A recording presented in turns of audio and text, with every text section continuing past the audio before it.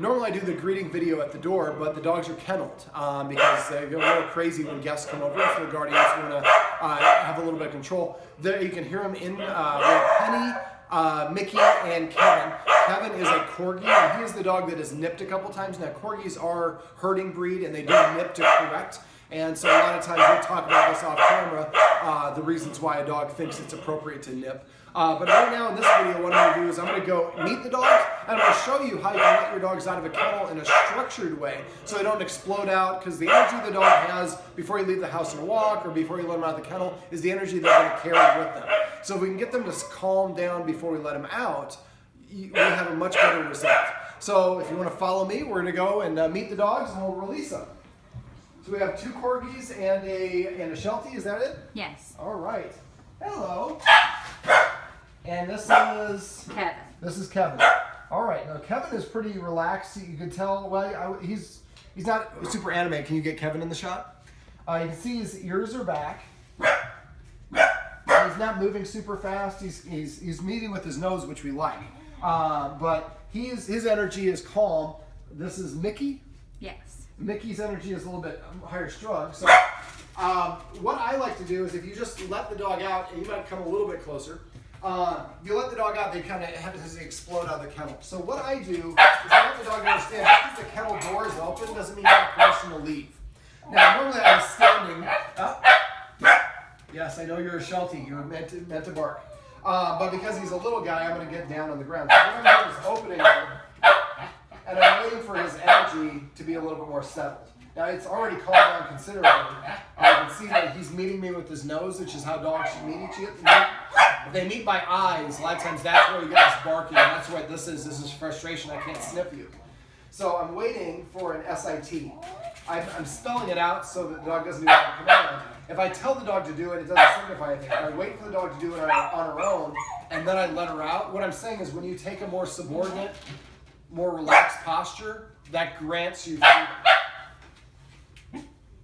And so you have the energy. I don't know how she normally comes out of the kennel, but well, that was pretty good. Right Bursting out of the kennel. You normally burst out of the kennel. Well, So Penny's the one that comes bursting out. Penny is? Yes. All right. So She let's, does too. I'm going to do the same thing here. So if you make sure you're just getting her up.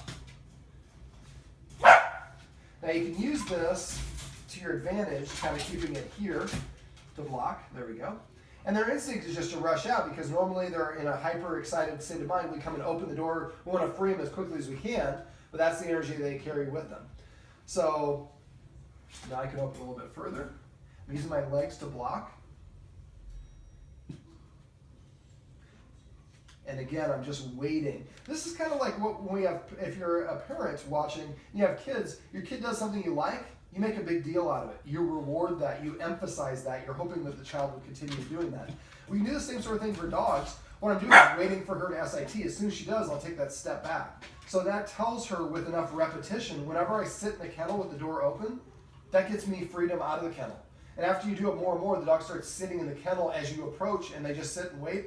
I had a dog where I got to this point where I open the door, leave the room, go to the other side of the house, wash my hands, change clothes, start making dinner, and I would yell her word to release, and she would come out of the kennel. Until she heard that, she stayed in the kennel. And this is great because the dog develops self-control because there's no kennel door blocking them. Well, she's not sitting, but her energy is the calmness that we want, so we're going to allow her to come out. She has a little bit more energy than Micky did. All right, so now it's your turn. Now, this is the dog that is nipped, but it's only nipped when it's been in an excited state of mind and it's trying to control access to something. There we go. So, there we go. And you can see moving back, the ears are back. Tells me that this dog is a little bit insecure. We're all insecure at times, so don't feel bad for the dog. This is one part of the reason we're here to help.